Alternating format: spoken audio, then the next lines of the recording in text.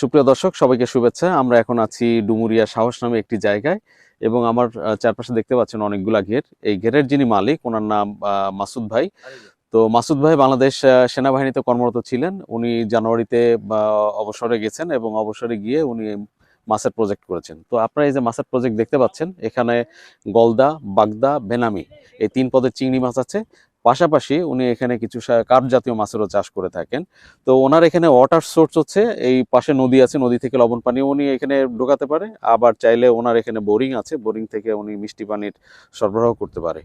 তো আমরা এখানে আসি, আমাদের সাথে একজন অতিথি আছেন, ডক্টর অক্ষয় কুমার স্যার। ওনাকে হয়তো আপনারা অনেকেই নামে চিনেন। ওনাকে বলা হয় বাংলাদেশের অর্গানিক শ্রিম্প এক্সপোর্টের জনক। এবং বাংলাদেশ থেকে 3জন ব্যক্তি চিংড়ি মাছের উপর পিএইচডি ডিগ্রি অর্জন করেছেন। তো অক্ষয় স্যার তাদের ভিতরে অন্যতম। তো অক্ষয় স্যার আজকে এখানে এসছেন এই প্রজেক্ট ভিজিটের জন্য। আমরা আপনাদের সাথে পরিচয় করে দিব ডক্টর অক্ষয় কুমার স্যারকে এবং এই প্রজেক্টের যিনি স্বত্বাধিকারী মাসুদ ভাই। তো নমস্কার স্যার, কেমন আছেন? নমস্কার, হ্যাঁ আছি ভালো। স্যার, আমরা এখানে আসি এই প্রজেক্টের যিনি মালিক, ওনার নাম মাসুদ ভাই। মাসুদ ভাই কেমন আছেন? জি জি, ভালো আছি। তো স্যার, এখন বৃষ্টি পরবর্তী সময়, অর্থাৎ কিছুদিন আগেই বৃষ্টি হলো, আজকে সকালে বৃষ্টি হয়েছে। তো এই বৃষ্টির সময় আমাদের ম্যাক্সিমাম কৃষক কিছু প্রবলেম ফেস করে।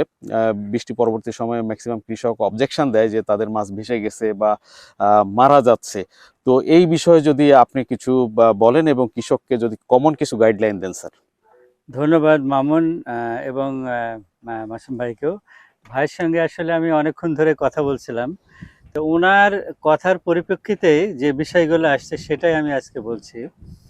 সেটা আসলে হচ্ছে, উনি বলছিল যে বৃষ্টির পরে তার কিছু মাছ মারা গেছে।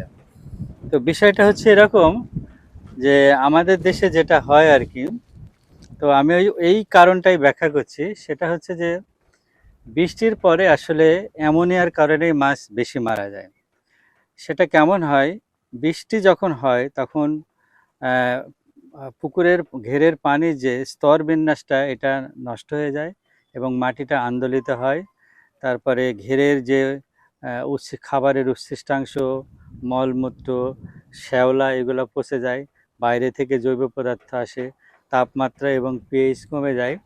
এই নানাবিধ কারণে পুকুরে অ্যামোনিয়াটা বেড়ে যায়। তো আমাদের এটা ভুল হয়, আমরা এটা বুঝতে পারি না অনেক সময়। সবচাইতে বড় কথা হচ্ছে যে অ্যামোনিয়া আসলে 2টা ফর্মে থাকে, একটা অ্যামোনিয়া আর একটা অ্যামোনিয়া, মানে NH3 NH4। অ্যামোনিয়া যেটা, সেটা খুব মারাত্মক এবং এইটা হলে চিংড়ি মাছ মারা যায়। তো আর অ্যামোনিয়ামটা অতটা মারাত্মক না। তো যেটা হয়, বৃষ্টি যখন হয় তখন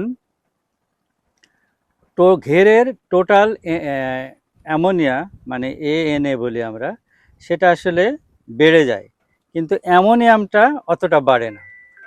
কিন্তু যখন বৃষ্টি ছেড়ে যায়, তখন যখন তাপমাত্রা এবং বৃষ্টি ছাড়ার পরে রোদ উঠলে তাপমাত্রা এবং পিএইচ বেড়ে যায়। যখন তাপমাত্রা এবং পিএইচ বেড়ে যায় তখন অ্যামোনিয়ার পরিমাণটা অনেকটা বেড়ে যায়, যার কারণে তখন মাছগুলো মারা যায়। যার জন্য আমি যেটা বলি যে বৃষ্টির পরে 24 ঘন্টা থেকে 72 ঘন্টা, এই কয়েকটা ঘন্টা হচ্ছে একটু ডেঞ্জার পিরিয়ড এবং এই সময়ে চিংড়ি মাছ মারা যায় বেশি। এখন এতে হয় কি, অ্যামোনিয়া যদি বেড়ে যায় তাহলে চিংড়ি খাবার বন্ধ করে দেয়, চিংড়িতে অক্সিজেন নিতে, কারণ গিলগুলো অক্সিজেন নিতে পারে না, পুকুরে ঘেরে অক্সিজেন তৈরি হয় না। তারপরে চিংড়ির উপরে একটা ট্রেস পড়ে, চিংড়ি দুর্বল হয়ে যায়, খাবার বন্ধ করে দেয়, FCR বেড়ে যায় এবং একসময় চিংড়ি মারা যায়। তো লক্ষণগুলো আপনি দেখবেন, আপনার ঘেরে যখন অ্যামোনিয়া সমস্যা হবে, দেখবেন চিংড়ির আপনার ফ্যাকাশি হয়ে গেছে, খাবার নেই। আপনার যে চিংড়ির আমরা গাট বলি, শিরা বলেন আপনারা, ওই গাটের ভিতরে কোনো খাবার নাই, রংটা ফ্যাকাশি হয়ে গেছে এবং দেখবেন যে আপনার চিংড়িটা চলাফেরা অনেকটা কমে গেছে। তো এই সময় এইগুলাই মূলত অ্যামোনিয়া যে আপনার ঘেরে হয়েছে এটা লক্ষণ। আমরা সব সময় বলি যে অক্সিজেনের ঘাটতির জন্য এটা হয়, আসলে না। রোদে উঠলে তখন অ্যামোনিয়ার পরিমাণটা বেড়ে যায়, তখন এই সমস্যাগুলো হয়। এখন আমরা এই যে অ্যামোনিয়া যদি হয়ে যায়, বেশি হয়ে যায়, আসলে অ্যামোনিয়ার মাত্রাটা 0.05 পার লিটারের নিচে থাকলে গান ভালো। তো এইটা আমরা তো অপ্রত্যাশিত, যদি হয়ে যায় কি করতে হবে? এখন কন্টিনিউয়াস টানা বৃষ্টি হচ্ছে, যদি এইরকমই হয় তাহলে বৃষ্টির পরে আপনার মানে 24 ঘন্টায় অ্যারেটার চলুক, অ্যারেটার বন্ধ করা যাবে না।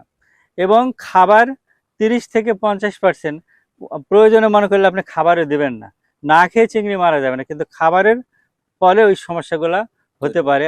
আর আরেকটা জিনিস করবেন, এখানে মানে একটা প্রোবায়োটিক আছে যেটার ভিতরে নাইট্রোসোমানাস এবং ব্যাক্টার, এই প্রোবায়োটিক দিলে অ্যামোনিয়ার প্রকোপটা কমবে। এখন আমরা তো সবাই মনে করি যে প্রোবায়োটিক দিলেই হয়ে গেল, কিন্তু প্রোবায়োটিকের তো বিভিন্ন ব্যাকটেরিয়া আছে, কোন ব্যাকটেরিয়া কোন কাজ করে সেটাও জানতে হবে। এইরকম অ্যামোনিয়ার যদি বেড়ে যায় তাহলে ওই প্রোবায়োটিকটা দিলে আপনাদের কোনো একটু কাজ হবে। তো মূল বার্তা হলো যে চিংড়িতে টানা বর্ষণ বা 2-3 দিন ধরে যদি একই বর্ষণ হয় তাহলে চিংড়ি ঘেরের টোটাল অ্যামোনিয়া মানে টিএনএটা বেড়ে যায়, কিন্তু পরবর্তীতে যখন রোদ উঠে তখন পিএইচ এবং তাপমাত্রা বাড়ার কারণে NH3 যেটা অ্যামোনিয়া, যেটা বিষাক্ত, এইটার পরিমাণ বেড়ে যায়, যার কারণে এই বৃষ্টির পরবর্তী 24 ঘন্টা থেকে 72 ঘন্টা এইটা সিরিয়াস মুহূর্ত।